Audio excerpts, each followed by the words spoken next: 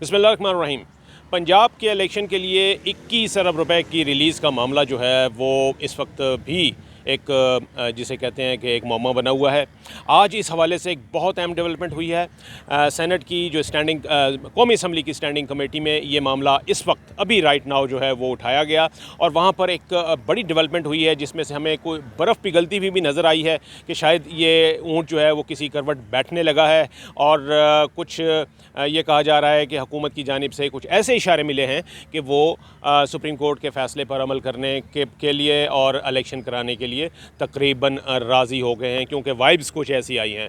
आज इस इजलास के अंदर क्या हुआ और वो कौन सी डेवलपमेंट थी, इसके लिए हमारे आमिर सियाल सीनियर कॉरेस्पॉन्डेंट हैं, वो बताएंगे। आमिर साहब, आप इस मीटिंग में थे और सुना यह है कि हुकूमत पैसे देने को तैयार हो गई है। जी, आज ऐसी सूरत-ए-हाल जो है बनते हुए सामने नज़र आई है।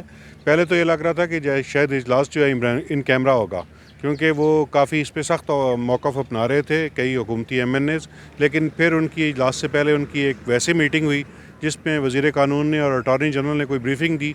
उसके बाद जो है वो उनका जो रवैया था वो काफ़ी माइल्ड डाउन हो गया था। तो जब कमेटी के इजलास में गौर हुआ तो वहाँ पे पहला सवाल ही नुक्ता यही उठाया गया कि हुकूमत ने पैसे दे सकती है या नहीं दे सकती, मसला क्या है। तो इस पे जो वज़ीर कानून है उन्होंने ब्रीफिंग देते हुए बताया कि जो पैसे देने का तरीक़ेकार था उस पे इख्तलाफ था हमारा सुप्रीम कोर्ट से। अब हमारे ख़्याल से जो दुरुस्त तरीका है वो ये है कि गवर्नमेंट जो है सप्लीमेंट्री ग्रांट का एक समरी मूव करे वफाकी काबीना के इजलास में, क्योंकि आज ही वफाकी काबीना का इजलास होना है और उस पर वफाकी काबीना इस पर गौर कर ले और उसके बाद अगर ज़रूरत महसूस हो और अगर कोई आपको पार्लियामान से मंजूरी लेनी है तो फिर एक जो है करारदाद या बिल जो है वो कौमी असम्बली में भी लेके जाया जाए। वो भी आज ही इजलास होना है। तो इस मामले को फौरन हल पार्लियामेंट तो इस बिल को पहले रिजेक्ट नहीं कर चुकी? जी, यही बात उठी जब ये नवीद कमर ने यही कहा कि पार्लियामेंट इस बिल को मुस्तरद कर चुकी है, इसे दोबारा क्यों लेके जाया जा रहा है पार्लियामेंट में।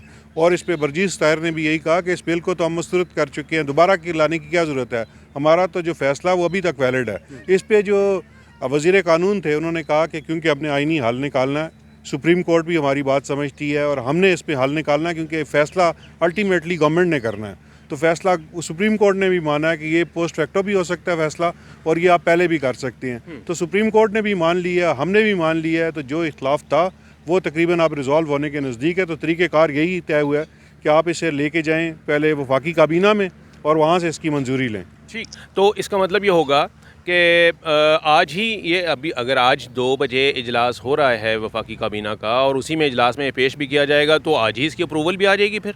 जी बिल्कुल, क्योंकि जो पहले गवर्नमेंट का तो मौक़िफ़ ये था कि हमारे पास तो पैसे ही नहीं है, हम दे ही नहीं सकते पैसे। तो स्टेट बैंक ने जब सारे अकाउंट्स दिखाए तो उन्होंने बताया कि पैसे दिए जा सकते हैं। तो वो अगर हुकूमत नहीं देगी मंजूरी तो वो फिर स्टेट बैंक के ज़रिए लिया जा सकता है। अच्छा। तो हुकूमत इस कन्फ्रंटेशन को अवॉइड करना चाहती है। तो आज जब समरी मूव होगी, पैसों का भी उन्हें पता है कहाँ पे है, देने किसे हैं और किस तरीके से देने हैं वो भी तय हो गया। आमिर साहब, आप कह रहे हैं कि हुकूमत इस कन्फ्रंटेशन को अवॉइड करना चाहती है और पिछले जो ये 1-2 महीने से जब से ये मामला आया है सुप्रीम कोर्ट में उस वक्त से आप ये देखिए कि ये एक महाजराई की कैफियत, सींग फंसाए हुए हैं हुकूमत ने, सुप्रीम कोर्ट ने, पार्लियामेंट ने और इंतज़ामिया ने।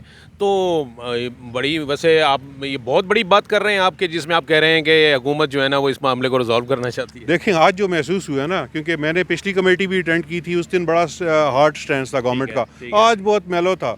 आज जो गवर्नमेंट जो थी खड़ी नहीं हो रही थी, क्योंकि जो हमने देखा वहाँ पे जो वफाकी वज़रा थे उनका मौक़िफ़ भी और जो हुकूमती पार्टी के मेंबरान थे उनका भी मौक़िफ़ ये था कि इसे रिजॉल्व करें और एमिकेबली इसे रिजॉल्व करें। तो उससे लग रहा था कि गवर्नमेंट जो है गिव एंड टेक करने के मूड में है और इस पर कन्फ्रंटेशन आप जो है उसे अवॉइड किया जाएगा। ठीक। और नाज़रीन, मैं आपको बताऊं कि ये बात इससे पहले भी अटॉर्नी जनरल ने और इवन सुप्रीम कोर्ट ने भी ये बात तस्लीम की है कि इसकी पार्लियामेंट से मंजूरी जो है, यानी कोई भी इजाफी ग्रांट जो है अगर फेडरल कंसोलिडेटेड फंड से चाहिए हो तो उसकी पार्लियामेंट से यानी कौमी असम्बली से उसकी जो मंजूरी है वो ज़रूरी होती है।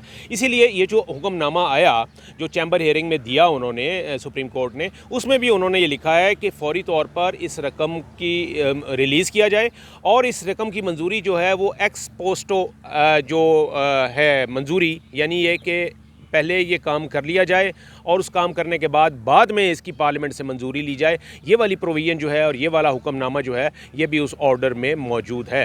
तो मेरा ख्याल है सुप्रीम कोर्ट को भी इदराक है इस चीज़ का यकीनी तौर पे कि इस मामले को पार्लियामेंट के ज़रिए ही हल होना चाहिए। क्या कहते हैं आप? जी बिल्कुल, यही वाज़ेह मौक़िफ़ था गवर्नमेंट का भी, जो वज़ीर कानून का भी, और उन्होंने ही कमेटी को कायल किया। हालांकि नवीद कमर का काफ़ी सख्त स्टैंस था। उन्होंने कहा कि अगर ये जो सरकारी अफसरान हैं इन्हें तौहीन अदालत के डरा के ये जो चीज़ें कराई जा रही हैं, तो हमारे पास भी तौहीन पार्लियामेंट का कानून है, हम ही जेल लोगों को भेज सकते हैं। लेकिन उस पर फिर वो जो चेयरमैन थे कमेटी, उन्होंने कहा नहीं, ये मामला जो है कानूनी और आइनी तरीके से हल किया जाना चाहिए और जिस तरह वज़ीर कानून बता रहे हैं उसी तरीके से इसे हल किया जाए। अच्छा आमिर साहब, इसमें बुनियादी तौर पे जो मोस्ट कंसर्न लोग हैं वो लॉ मिनिस्टर और अटॉर्नी जनरल ही हैं, जो कि जो सारी इस कानूनी मामलात को जो है ना वो समझते हैं। तो अगर आप ये कह रहे हैं कि इन दोनों हजरात की जानिब से ये वाला मामला आया कि इसमें एक ब्रेक थ्रू वाली जो आस्पेक्ट है वो नज़र आ रहा है, तो इसका तो मतलब यही है कि जो मोस्ट कंसर्न ऑफिसर्स हैं वो ये कह रहे हैं कि जी हाँ, इस मामले को हल करना है। जी, जो क्योंकि लीगल ओपिनियन तो उन्हीं से लिया गया ना, क्योंकि पिछली दफ़ा भी जब ये मामला आया था असेंबली में कमेटी में, तो उन्होंने ये कहा था कि इस पे लीगल ओपिनियन क्या है, और उन्होंने फिर सबसे पहले जो वज़ीर ममलकत ख़जाना है आयशा गौस पाशा, उनसे पूछा था कि आप वाज़ेह जवाब दें कि हुकूमत के पास पैसे हैं या नहीं हैं, तो उन्होंने कहा कि नहीं है। उसके बाद कमेटी ने कहा कि ठीक है, फिर बिल मनसूख है। और जब वो ये चीज़ें सुप्रीम कोर्ट के पास इन चैम्बर समात हुई तो उस पर पूछा गया कि पैसे हैं या नहीं हैं, तो सरकारी अफसरान ने वहाँ पे सारे अकाउंट्स दिए, तो पता चला कि पैसे तो अवेलेबल हैं, पैसे दिए जा सकते हैं। तो अब जो वज़ीर कानून थे और अटॉर्नी जनरल हैं, उन्होंने पैसिफाई किया आज कमेटी को भी, और उन्होंने ये लीगल वे आउट भी उन्होंने ही बताया। ठीक ठीक ठीक, थैंक यू आमिर साहब, थैंक यू।